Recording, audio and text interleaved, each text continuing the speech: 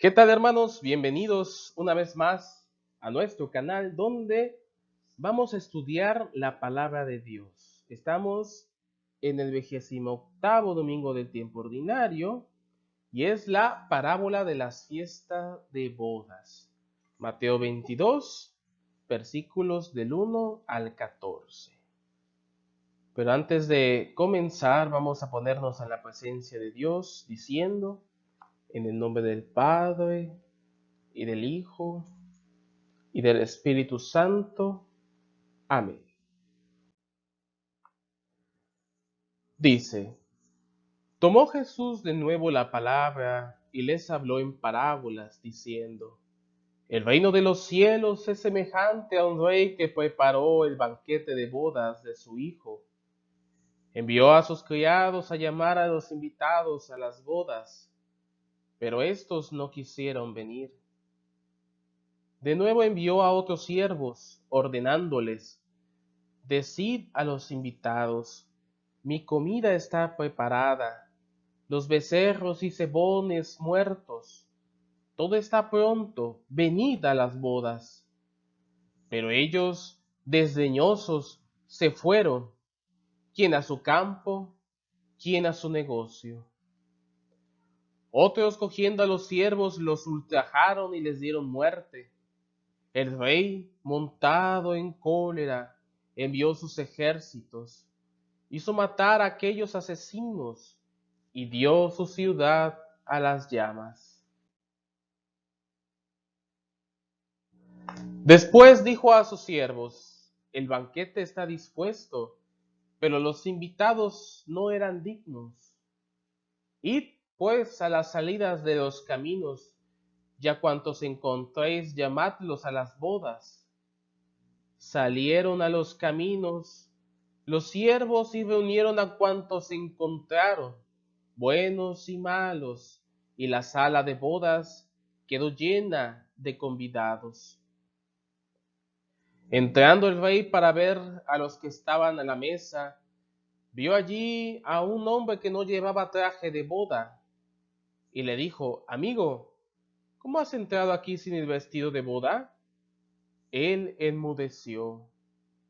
Entonces el rey dijo a sus ministros, atadle de pies y manos y arrojadle a las tinieblas exteriores. Allí habrá llanto y crujir de dientes, porque muchos son los llamados y pocos los elegidos. Así es, queridos hermanos, una vez más otra parábola y vamos a ver el contexto con el cual Jesús comentó esto, nuevamente, fíjense, a los sacerdotes, a los ancianos del pueblo. Estamos en este mismo contexto que la parábola anterior y la anterior. Dice, y envió sus siervos a llamar a los convidados a las bodas, mas no quisieron venir. Imagínate, el rey de reyes quiso invitar en su boda de su hijo, algo muy importante, pero la gente le da igual, ¿verdad? La gente no quiso ir, dice que unos fueron a sus negocios, otros a su campo, cosa parecida a lo que actualmente se realiza, que no queremos ir a las cosas de Dios. Dice, envió a su siervo, y no cabe duda que este fue Moisés, por quien se dio la ley a los invitados. Aunque leemos siervos como se encuentra en muchos ejemplares, debemos entender que se refiere a los profetas. Así que San Jerónimo está explicando que los primeros siervos que fueron a buscar a las personas, a los invitados, se refiere a Moisés, que es el maestro de la ley, el que ayudó a su pueblo a salir de Egipto. Por lo tanto, este siervo de nuestro Dios hizo su labor, pero ya ven que el pueblo de Israel pues dijo no, o sea, primero que sí, sí, vamos a hacer todo lo que Dios nos diga. Pero vimos que en toda la historia del pueblo de Israel, no quisieron seguir realmente a su Dios, a nuestro Señor. Por eso hace mención San Jerónimo a que el primero fue Moisés y a los segundos que habló nuevamente, invitando otra vez a los invitados que no quisieron ir, se refiere a los profetas, a los que siguieron después de Moisés. Bien, San Hilario, en su homilía 22 acerca de San Mateo, dice: los siervos que fueron enviados primeramente a llamar a los convidados son los apóstoles. Los que fueron enviados después en condición de maestros son los varones apostólicos que sucedieron a aquellos.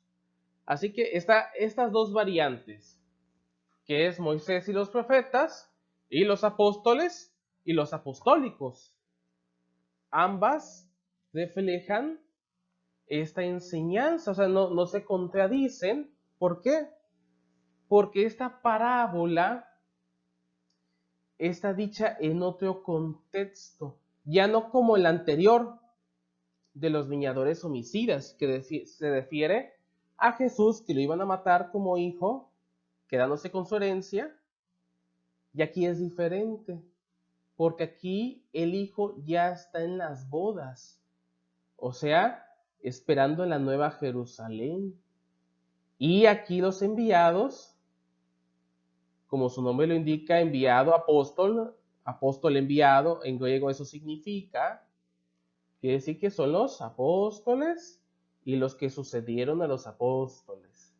Por lo tanto, ¿quiénes sucedieron a los apóstoles? Les pregunto a ustedes. Me dirán, ¿quién sabe?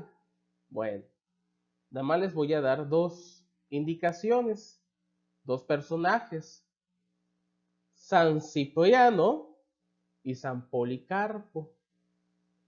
Son los que sucedieron a los apóstoles, aunque San Cipriano podría ser más apologeta, vendría siendo, pero también San Ignacio de Antioquía puede ser un apostólico. Pero bueno, está en ese contexto, ¿no? De los que sucedieron a los apóstoles, para que veamos, checando, que pues dirán, bueno, ¿qué pasó después? ¿No? Bueno, así es esto. ¿Qué pasó después de los apóstoles? Le sucedieron los varones apostólicos. ¿Qué quiere decir apostólicos? Son los que vieron y escucharon de viva voz a los mismísimos apóstoles. ¿Sale? Seguimos. San Gregorio Magno en su homilía 38 dice: y como los que antes habían sido invitados no quisieron venir al convite, se les dice en la segunda invitación: he aquí que he preparado mi banquete. O sea, anímense. Vaya, si no quieren hacerlo por pues, flojera, por lo que tú quieras, bueno, al menos se les da como que esa dádiva, diciendo, pues anímate, he preparado un banquete, ven a comer, ven, entra. ¿Se dan cuenta? El Pseudo Crisóstomo nos menciona, cuando dijo el Señor a sus apóstoles: id y predicad que se acerca el reino de los cielos, se refirió a lo que dice ahora: he preparado mi banquete. Esto es, por medio de la ley y de los profetas, he adornado las mesas de las escrituras. Por esto sigue: mis toros cebados, ¿se acuerdan? Etcétera. Así que, hermanos, eso se requiere, eso quiere decir Jesús, que ha cebado, ha embellecido, nos ha alimentado con su palabra. Acuérdense que no solo de pan vive el hombre, sino de toda palabra que sale de la boca de Dios. ¿Y quienes recopilaron esa palabra de Dios? Moisés y los profetas. Son los que ayudaron en gran manera. Bien, sigamos. San Hilario nuevamente menciona, los toros representan la gloria de los mártires, que han sido inmolados como víctimas escogidas por haber confesado a Dios y cebados. Fíjense, aquí hay otras cosas, fíjense. Y cebados, los hombres espirituales, porque son alimentados con el pan del cielo, como ya habíamos dicho, como las aves se alimentan cuando han de volar para alimentar a los demás, haciéndoles partícipes de la abundancia de su comida. Así que estos toros representan a los mártires, ¿sale? Porque los toros se llevaban al sacrificio, igual los mártires, que han sido inmolados como víctimas. Y los becerros cebados son los hombres espirituales que bebieron, se alimentaron de la palabra de Dios. Si a nosotros nos dicen que ojalá fuera así, que somos unos toros y unos animales cebados, siempre y cuando tengamos estos requisitos. Ser hombres espirituales a los ojos de Dios, ¿verdad? Qué importante es alimentarse, llenarse de la palabra del cielo, el pan que Dios mismo nos da. San Juan Crisóstomo, en su homilía 69, menciona: aun cuando parece que los motivos son razonables, aprendemos, sin embargo, que incluso cuando sean necesarias las cosas que nos detienen, conviene siempre dar la preferencia a las espirituales. Y a mí me parece que cuando alegaban estas razones, daban a conocer los pretextos de su negligencia, que se iban a sus campos, que se iban a sus negocios. Y son cosas que hoy mismo nos detienen, nuestros negocios, nuestro descanso, aparentemente, ¿verdad? Que queremos descansar de todo el ajetreo de la semana. Pero hermanos, enfoquémonos en que hay que preferir las cosas espirituales. Cuando llegas a tu domingo, descansas, pero te dicen, oye, hay que ir a misa. Ah, somecha. Pues no quieren ir muchos, ¿verdad? Porque no prefieren las cosas espirituales. No quieren alimentarse de la palabra de Dios ni de la Eucaristía. Por lo tanto, dicen, no, yo no voy a comulgar, yo no hago eso, yo no voy a confesar. ¿Para qué voy? Yo no soy hipócrita. Ya sabes, muchos dicen eso, ¿no? Uf, se creen muy espirituales y todo. Pero bueno, aún así Dios nos invita a sus bodas, Dios nos invita a ir, porque es la boda de su Hijo y su iglesia. Por lo tanto, no están separadas, no están divorciados. Él sigue con su iglesia, está casado con ella y así será hasta la consumación de los siglos. Quieras o no quieras ir, ten cuidado, porque la parábola no termina. Vas a ver lo que va a pasar.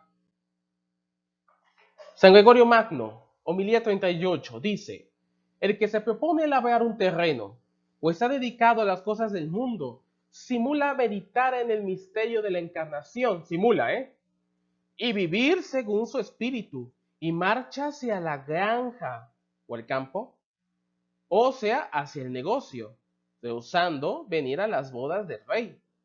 A veces, lo que todavía es peor, fíjate, algunos llamados a la gracia no solo la desprecian, sino también la persiguen. Por esto añade, y los otros echaron mano de los siervos, o sea que los mataron. Ahí, hermano, o sea, si no estás en contra de la palabra de Dios, pues no tendrás tanta culpa, pero si estás en contra de él y aparte amenazas a sus profetas, amenazas a sus apóstoles, los matas, como ha pasado a lo largo de la historia, híjole, no quiero saber cómo va a terminar. Y todavía dice el pseudo Crisóstomo, por la ocupación de la granja se entiende a la gente del pueblo de los judíos, a todo el pueblo, a toda la plebe.